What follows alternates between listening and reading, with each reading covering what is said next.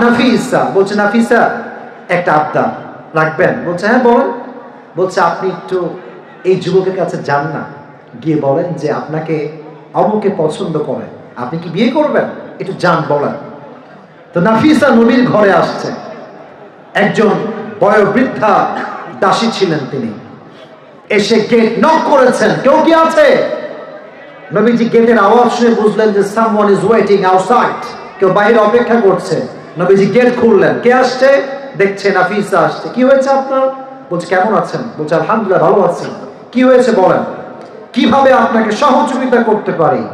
বলছে বলছে আপনি কেন আসছেন বলেন না, কেন লজ্জা পাচ্ছেন কেন? বলছে আচ্ছা আচ্ছা টান টান বলছে।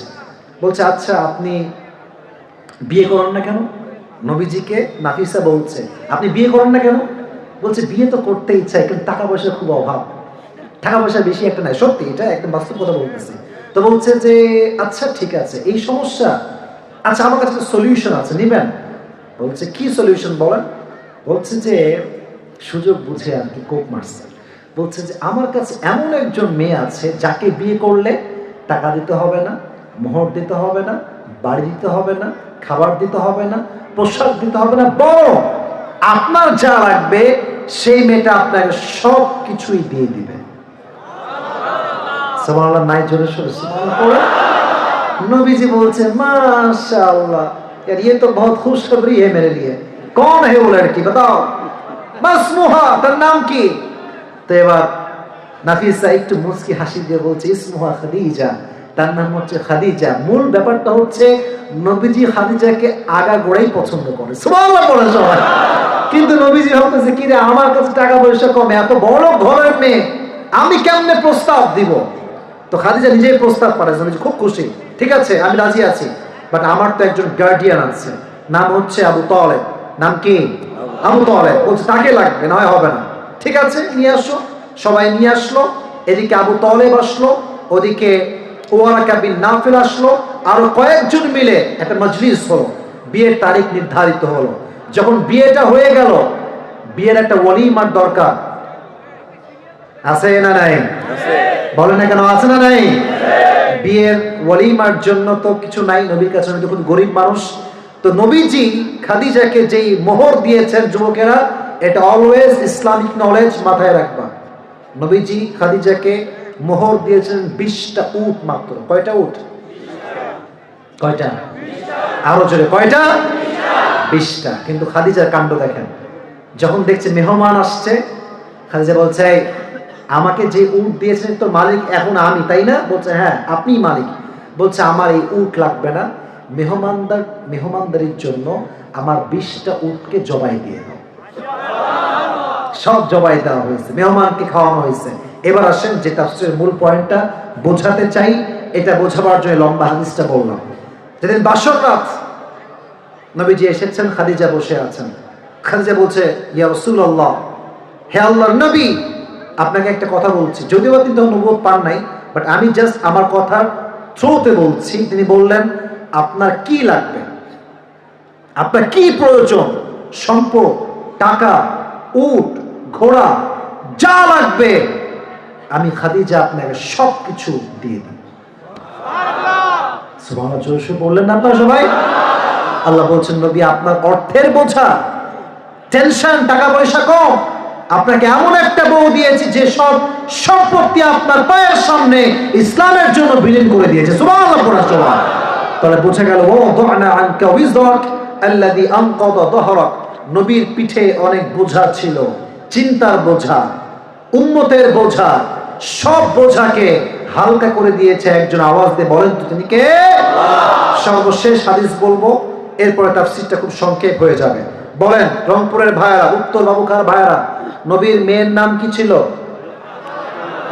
শুনলে তো আমার কানে আসে না, জোরে বলেন। ফাতেমা রাদিয়াল্লাহু তাআলা আনহা। একজন মেয়ে যখন বড় হয়, বাবার যে কি টেনশন থাকে কার সঙ্গে বিয়ে দেওয়া যায়, বাবা অনেক সময় এই টেনশনে স্ট্রোক করেও মারা যায়। ঠিক কিনা বলো যুবকেরা? নবীর টেনশন কার সঙ্গে বিয়ে দেওয়া যায়। এই হাদিসটা মনোযোগ দিয়ে শুনবেন, বিশেষ করে আমার আচ্ছা বোনরা কোন সাইডে আছেন জানতে পারি? কোন সাইডে বোনরা? এই সাইডে বোনেরা আছে, আম্মা জান এই সাইডে আছে, আচ্ছা ঠিক আছে, দুই সাইডে আছে, মানে দুই জায়গায় করছেন নাকি বোনদের জন্য? আচ্ছা এই পাশে, আচ্ছা ঠিক আছে। বোনদেরকে একটু বলবো যে আমার কথা যা শুনেছেন এখন একটু আমার কথা আর একটু মনোযোগ দেন। বোনদেরকে বলছি, তোমার তো শুনবাই যুবক ভাইয়া, মেয়ে বড় হয়ে গিয়েছে, কার সঙ্গে বিয়ে দেওয়া যায়, কার সঙ্গে? প্রথমে আসছে ওমরে ফারুক, ইয়া রাসূলুল্লাহ আপনার মেয়েকে বিয়ে করতে চাই, দিবেন? নবীজি এদিকে তাকান, এবার কিছু বলছেন। ওমর ফারুক বুঝে গিয়েছে যে আমার খাওয়া নাই, আমার দ্বারা হবে না, বের হয়ে গেছে। এরপরে আরেকজন আসছে, নবীজি বিয়ে করতে চাই, দিবেন? আপনার মেয়েকে দিবেন, ফাতেমাকে দিবেন? নবীজি চুপচাপ, কোনো কথা কয় না, সে বুঝে গেছে আমারও খাওয়া নাই। দেখবেন বন্ধুরা বন্ধুরা একসঙ্গে হইলে দুষ্টামির কোনো অভাব হয় না, ঠিক না? সাহাবা একরাম দুষ্টামি করতেন, বাট হারাম ভাবে না। তোমরা যে কি করো এটা কিন্তু আমি জানি, এটা আমি জানি, আমি বুঝি। রাস্তাতে একজন মেয়ে গেলে মামা, ঠিক কিনা বলো যুবক? हम अकेला नहीं देखेंगे, किसी को दिखाएंगे जरूर, একা দেখবো না। বদমাইশ কিছু যুবক ভালো ছেলে বলছে, হুজুরের ওয়াজ শুনে আসছি ভাই, আমাকে জ্বালাস না প্লিজ। বলছে মামা না দেখলেই মিস। এগুলো হচ্ছে কি বলবো, উপরে ফিটফাট ভেতরে সদর খাট। তো দুইজন বের হয়ে আসছে, ওইদিকে আছে আলী আর ওইদিকে আছে সবচেয়ে বড় ব্যবসায়ী আব্দুর রহমান বিন আউফ, the biggest business magnate in Medina, সবচেয়ে বড় ব্যবসায়ী ছিল তিনি। তো চারজন বন্ধু একসঙ্গে হয়েছে। ওমর কি খবর, কি ফাতেমাকে পাইলা না? কি দুঃখ গো, দুষ্টামি করতেছে। তো দুষ্টামির মাঝখানে কথা কি বোঝা যায়? আমি একটু মানে মজা করেই কথা বলি, এটা আমার একটা হ্যাবিট বলতে পারেন। তো এদিকে আব্দুর রহমান বিন আউফ মজা করছে, আলী তুমি যাও, মামা তুমি গেলে তোমারে ফিরাবে না, তুমি যাও। আলী কি বলতেছে? আলী বলছে তোমার মাথা খারাপ, doesn't make any sense, টাকা নাই আমার, বাড়ি নাই, আমি ভাড়া বাড়িতে থাকি মিয়া, কিসের নবীর মেয়ে আমি পাবো, অসম্ভব। বলছে ইয়ার পেহলে ট্রাই তো করলো, যাও ট্রাই করে আসো, কি হবে দেখা যাবে, যা হবে পরে দেখা যাবে।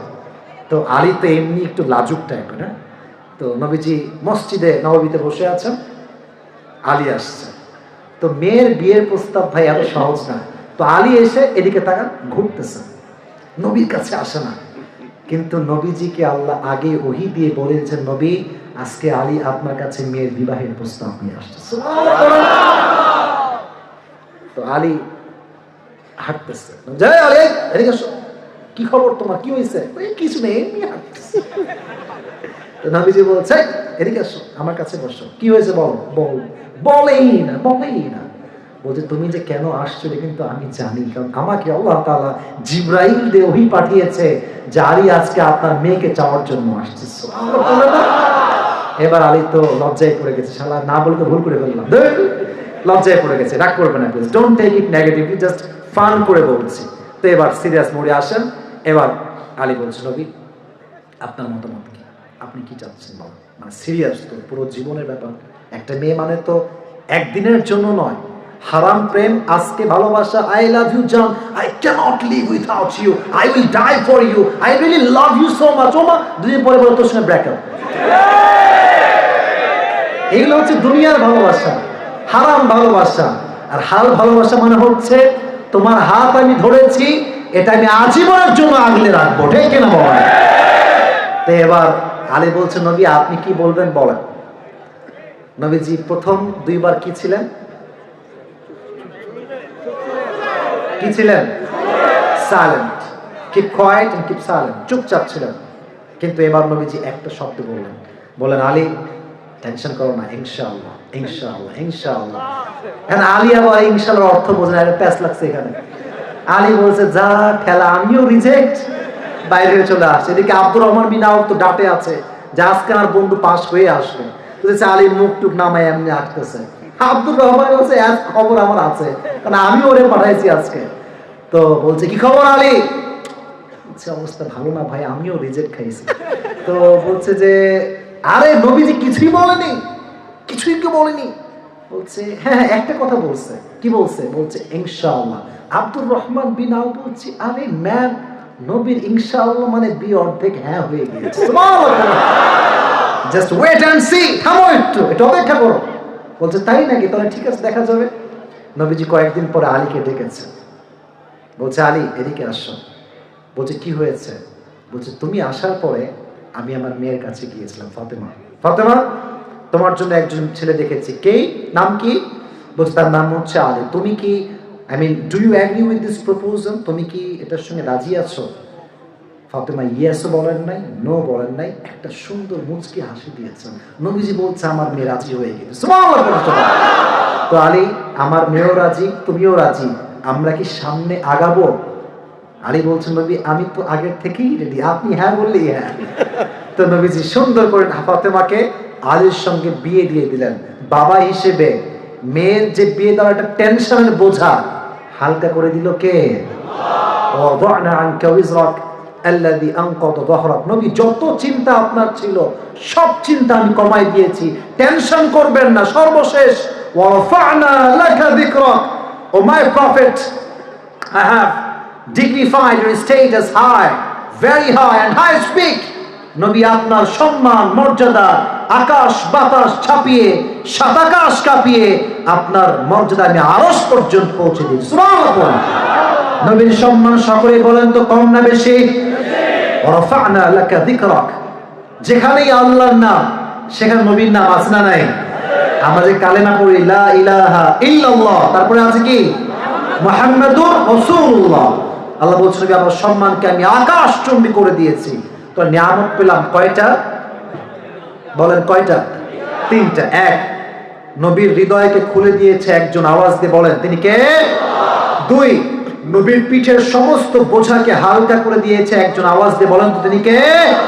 এবং সর্বশেষ নিয়ামত হচ্ছে আল্লাহ তাআলা বলছেন নবী আপনার সম্মান এটা যেন কোনো সম্মান নয়, আপনার সম্মানকে আমি আল্লাহ তাআলা আরশ পর্যন্ত পৌঁছে দিয়েছি। সুবহানাল্লাহ বলেন সবাই। এবার আসেন দুই নাম্বার সেক্টর। দুই নাম্বার সেক্টর ছিল হচ্ছে সান্ত্বনা, মোটিভেশন, কনসোলেশন এন্ড কন্ডোলেন্স। সান্ত্বনা এটা হচ্ছে পৃথিবীর সবচেয়ে শ্রেষ্ঠ আয়াত, সবচেয়ে মোটিভেশনাল আয়াত। আমি যখন কোনো বক্তা ছিলাম না তখন আমি এই ওয়াজটা বারবার শুনতাম আজহারের মুখে, ফাইন্না মাআল উসরি ইউসরা, ইন্না মাআল উসরি ইউসরা, কষ্টের সাথেই আছে স্বস্তি। আমার সঙ্গে স্লোগান দেন, কষ্টের সাথেই আছে স্বস্তি।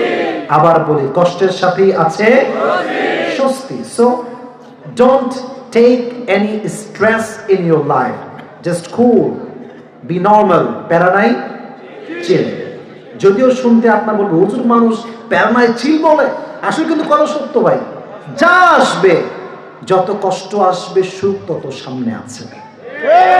এই যে দেখছেন রাত যত গভীর হবে সকাল তত বেশি সামনে এগিয়ে আসবে। মুমিনের জীবনে কষ্ট দুঃখ যত বেশি বাড়তে থাকবে মুমিনের বোঝা উচিত good time is coming on the way.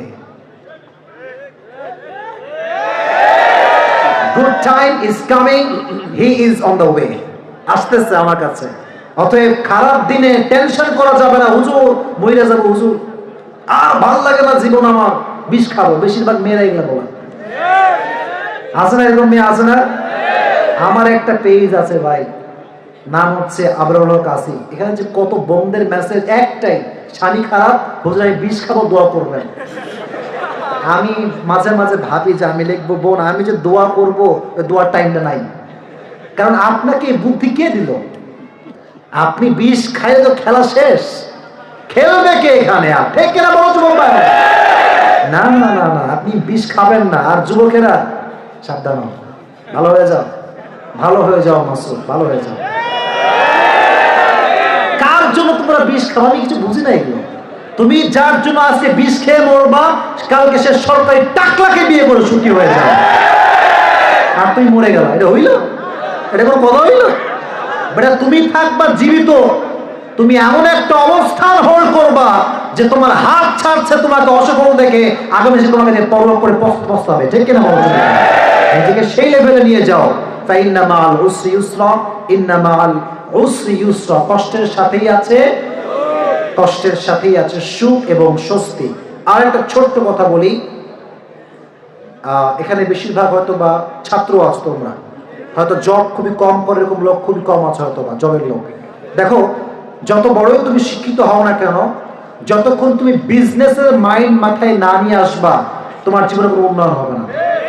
এটা এটা লিখে রাখো। শুধুমাত্র চাকরি দিয়ে জীবনে উন্নয়ন হয় না। যত বিলিয়নিয়র বাংলাদেশে আছে, পৃথিবীতে আছে, বেশিরভাগ চাকরি নয়, তারা বিজনেসের আইডিয়া দিয়ে কাজ করেছে, ঠিক কিনা বলো?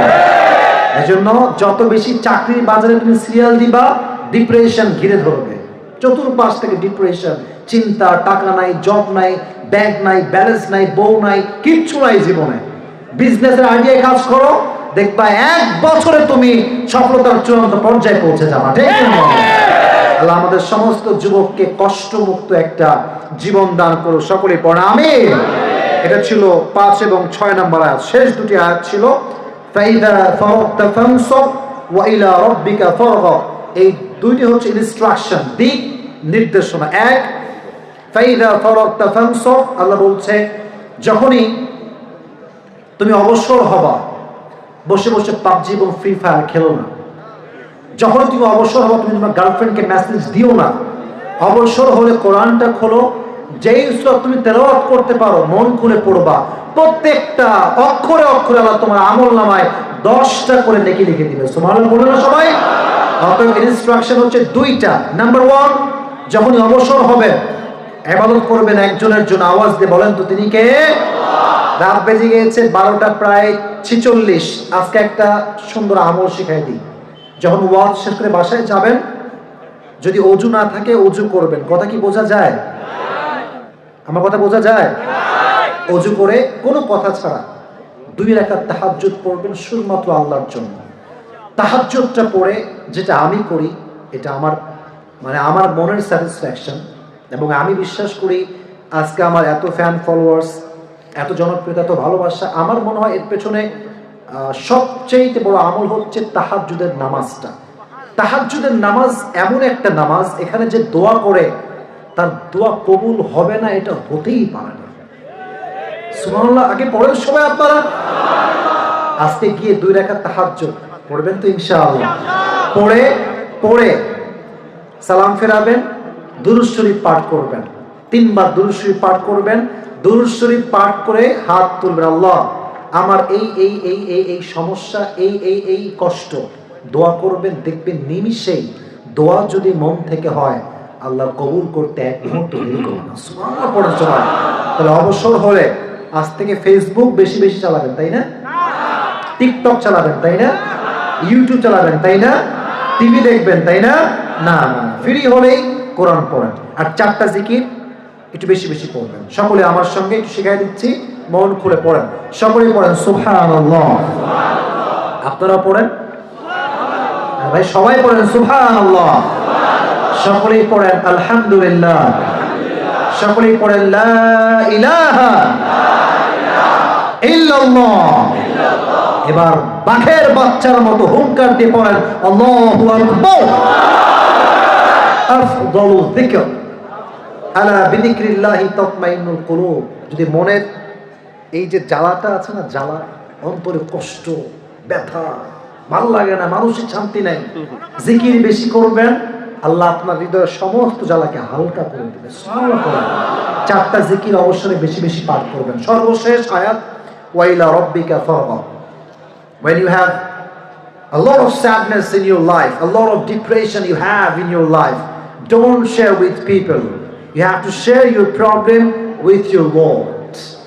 মানুষকে দুঃখের কথা বললে মানুষ খালি মজা নেয়, কেউ পাশে দাঁড়ায় না। আর আল্লাহকে বললে আল্লাহ বান্দার কষ্ট বোঝে, বান্দার কষ্ট দূর করে দেয়। সুবহানাল্লাহ বলে সবাই। মানুষ বড় বেঈমান যুবক ভাইয়েরা, কাউকে কষ্টের কথা বলতে যাইও না। আমি আমার জীবনে যতবার মানুষকে বলেছি কষ্টের কথা, আমি ছ্যাক খাইছি, খালি ছ্যাক। জীবনে কেউ দাঁড়াবে না পাশে, কেউ দিবে না কিচ্ছু। যা করার আমাকে নিজেকেই করতে হবে, ঠিক কিনা বলো? আল্লাহর সঙ্গে মুআমালা ঠিক করো। আল্লাহ ঠিক তো সব ঠিক। আমি বারবার বলি, don't think about people what they think about yourself. You have to think about Allah subhanahu wa ta'ala what he think about yourself. মানুষের কথা বাদ দাও, মানুষ তো বদনাম করবে। মানুষ সাদা কাপড়ে প্যাকেট না হওয়া পর্যন্ত কারো সুনাম করতে চায় না। এজন্য কাকে বলবা দুঃখের কথা?